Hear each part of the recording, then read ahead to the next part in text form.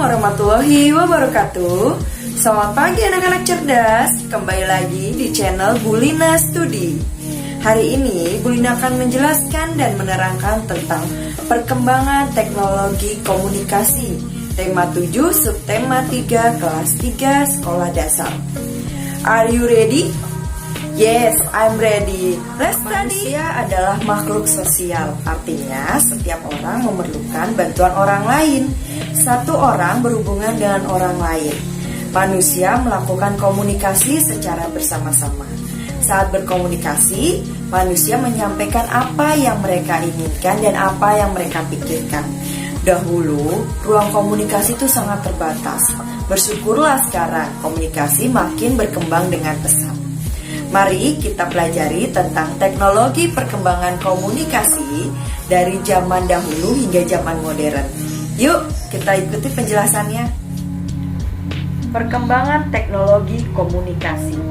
Komunikasi adalah proses penyampaian informasi baik berupa pesan, ide, maupun gagasan dari satu pihak kepada pihak lainnya yang dilakukan secara lisan maupun tulisan. Tujuan komunikasi memudahkan manusia untuk memahami apa yang diinginkan dan dimaksudkan manusia lainnya dan sebaliknya. Alat komunikasi. Alat komunikasi dibedakan menjadi dua.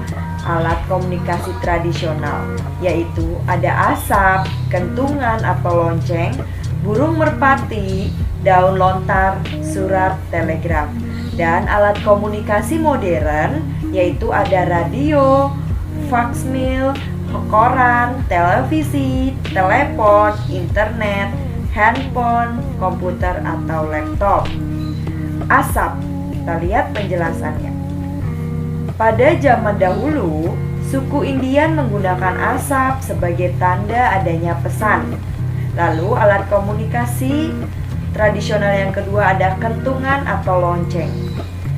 Pada zaman dahulu, masyarakat Indonesia menggunakan kentungan atau lonceng sebagai tanda pesan adanya bahaya.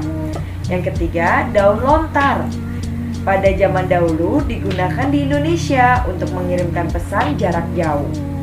Yang keempat, ada surat. Alat komunikasi surat menyurat menggunakan kertas sudah dikenal di Indonesia pada zaman kerajaan Hindu dan Buddha. Telegraf, alat komunikasi yang menggunakan peralatan listrik untuk mengirimkan dan menerima sinyal sesuai dengan kode dalam bentuk pulsa listrik. Nah, berikut adalah alat komunikasi dalam modern. Ada radio. Alat komunikasi berupa suara dan sinyal dan menggunakan gelombang elektromagnetik.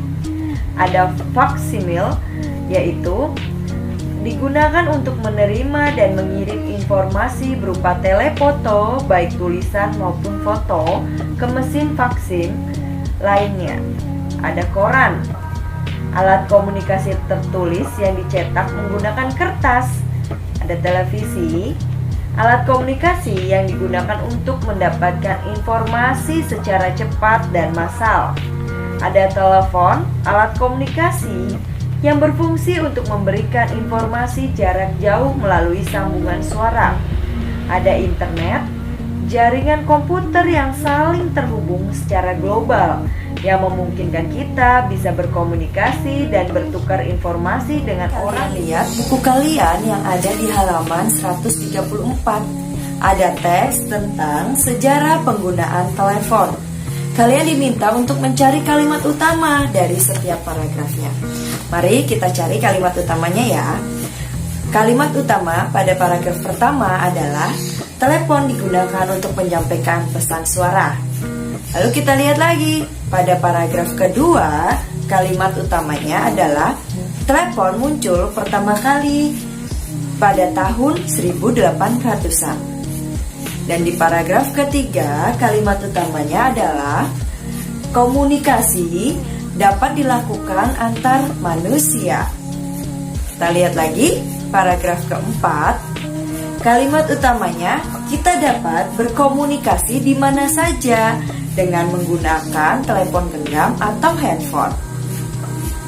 Nah, Sudah ditemukan kalimat utamanya? Sekarang sudah mengerti ya untuk mencari kalimat utama dari setiap paragraf. Allah menciptakan manusia dengan karakteristik yang beragam. Dengan adanya keberagaman karakteristik, individu dapat membuat kita belajar saling menghargai dan saling menghormati. Perbedaan setiap individu salah satunya bisa kita lihat dari sifatnya, sikapnya, dan kebiasaan sehari-harinya. Nah, sifat itu apa ya anak-anak? Apa itu sifat? Sifat adalah ciri khas yang ada pada diri seseorang atau sesuatu yang membedakannya dengan orang lain. Sifat disebut juga watak atau karakter. Berikut adalah sifat positif dan negatif. Sifat positif adalah sifat baik yang harus kita biasakan. Contohnya, jujur, dermawan, rendah hati, sopan santun, humoris, tegas, lemah lembut, penyayang, rajin, disiplin, pemberani, penyabar, penolong, bertanggung jawab. Lalu berikut sifat negatif adalah sifat buruk yang harus kita hindari. Contohnya, suka berbohong, boros, pelit, malas, penakut, kasar, keras kepala, dan sombong. Jenis sifat ada ciri-cirinya. Jenis sifat sopan, ciri-cirinya menghormati setiap orang. Jenis sifat sombong, ciri-cirinya selalu merasa lebih baik dari yang lain. Jenis sifat keras kepala, ciri-cirinya tidak mau mendengarkan pendapat orang lain. Jenis sifat rendah hati, ciri-cirinya selalu menghargai orang lain. Jenis sifat humoris, ciri-cirinya senang membuat suasana riang dan penuh tawa. Selain memiliki sifat yang berbeda, setiap orang juga memiliki kebiasaan yang berbeda. Kebiasaan seseorang akan mempengaruhi sifat atau karakter yang dimiliki orang tersebut. Contohnya, setiap hari Udin selalu bangun pagi untuk melaksanakan sholat subuh berjamaah di masjid. Nah, kebiasaannya yaitu bangun pagi. Sifatnya rajin dan disiplin. Sikap menjaga kerukunan dan persatuan sesuai dengan pengamalan sila ketiga Pancasila, yaitu Persatuan Indonesia dengan lambang pohon beringin. Tadi Bu Lina sudah menjelaskan apa itu sifat. Dalam lingkungan pertemanan di sekolah, selain adanya perbedaan sifat, sikap, dan kebiasaan, kita juga bisa menemui adanya perbedaan karakteristik, kemampuan, dan keterampilan setiap anak. Adanya perbedaan kemampuan dan keterampilan dapat menumbuhkan sikap saling menghargai, saling membantu, saling menolong, dan saling melengkapi. Berikut adalah contoh kemampuan dan keterampilan dari setiap anak yang berbeda. Bu Ina contohkan ya. Ada Udin yang mempunyai kemampuan dan keterampilan menghitung cepat. Ada Dayu yang mempunyai kemampuan dan keterampilan membuat prakarya. Ada Made yang mempunyai kemampuan dan keterampilan untuk berolahraga dengan lincah. Ada Siti, kemampuannya yaitu menyanyi dengan suara yang merdu. Dan ada Beni yang mempunyai kemampuan berbicara di depan umum dengan percaya diri. Nah, kita lihat dari kelima anak ini mempunyai kemampuan dan keterampilan yang berbeda. Jadi kalian pun jangan merasa iri jika kalian tidak bisa seperti temannya. Misalkan tadi Dayu dan Udin mempunyai kemampuan berbeda. Mereka tidak iri karena mereka mempunyai kemampuan yang dimiliki setiap anak berbeda-beda. Dan kalian harus bisa saling menghargai kemampuan tersebut, kemampuan yang dimiliki oleh orang lain. Maka dengan adanya perbedaan kemampuan dan keterampilan, kita dapat saling bekerja sama. Nah, kerjasama apa ya? Kerjasama disebut juga kolaborasi. Kerjasama adalah pekerjaan yang dilakukan oleh dua orang atau lebih untuk mencapai tujuan yang telah disepakati bersama. Manfaat kerjasama yang pertama, tujuan lebih cepat tercapai. Yang kedua, pekerjaan lebih cepat selesai. Yang ketiga, melatih untuk menghargai pendapat orang lain. Nah, tadi Bu Ina sudah menjelaskan apa itu kerjasama dan manfaat kerjasama. Sikap bekerja sama sesuai dengan Pancasila. Sila keempat, iya benar, yang berbunyi kerakyatan yang dipimpin oleh hikmat kebijaksanaan dalam permusyawaratan perwakilan dan simbol kepala banteng. Dalam bekerja sama pasti ada anggota kelompok kita yang mempunyai pendapat yang berbeda dengan kita. Jika kita tidak bisa menerima dan menghargai pendapat teman kita tersebut, maka akan timbul pertengkaran yang akan menimbulkan perpecahan di antara kelompok. Namun, jika kita bisa menerima dan menghargai pendapat teman kita tersebut, maka kita akan memperkaya pengetahuan dan wawasan kita. Berikut adalah akibat positif dan negatif dari adanya keberagaman. Akibat positif dan negatif adanya keberagaman. Akibat positifnya, 1. Menerima perbedaan. 2. Memperkaya wawasan. Yang ketiga, saling menghormati. Keempat, belajar memaafkan. Yang kelima, berbagi informasi. Lalu akibat negatifnya, yang pertama menimbulkan perdebatan. Yang kedua, memecah antar suku. Yang ketiga, memicu pertengkaran. Yang keempat, berbeda pendapat. Dan yang kelima, tidak mau bersatu. Indonesia merupakan negara yang terdiri atas berbagai suku, adat, budaya, dan agama yang berbeda. Dasar negara Indonesia adalah Pancasila. Semboyan bangsa Indonesia adalah Bhinneka Tunggal Ika, yang artinya berbeda-beda tetap satu jua. Lambang negara Indonesia adalah burung Garuda. Hitung keliling bangun datar. Keliling adalah jumlah panjang semua sisi. Kita lihat ya gambar berikut ini. Kita tentukan kelilingnya yang mana. Untuk gambar yang ini adalah kelilingnya. Garis-garis tersebut adalah kelilingnya. 1, 2, 3, 4. Berikut ini pun juga. Ini adalah keliling dari bangun tersebut. Untuk bangun A ada berapa kelilingnya? Kalian ingat ya, satu garis ini kalian hitungnya satu satuan. Berarti kita hitung untuk bangun A ini ada berapa? 1, 2, 3, 4, 5, 6, 7, 8, 9, 10, 11, 12. Berarti kelilingnya adalah 12 satuan panjang. Sekarang kita lihat lagi contoh yang kedua. Untuk gambar yang ini ada berapa kelilingnya? Kita hitung dari sini ya. 1, 2, 3, 4, 5, 6, 7, 8, 9, 10, 11, 12, 13, 14, 15, 16, 17, 18, 19, 20, 21, 22, 23, 24.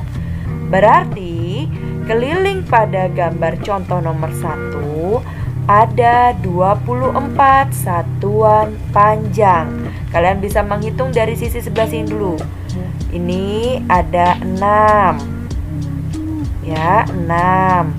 Lalu yang sebelah sini 2.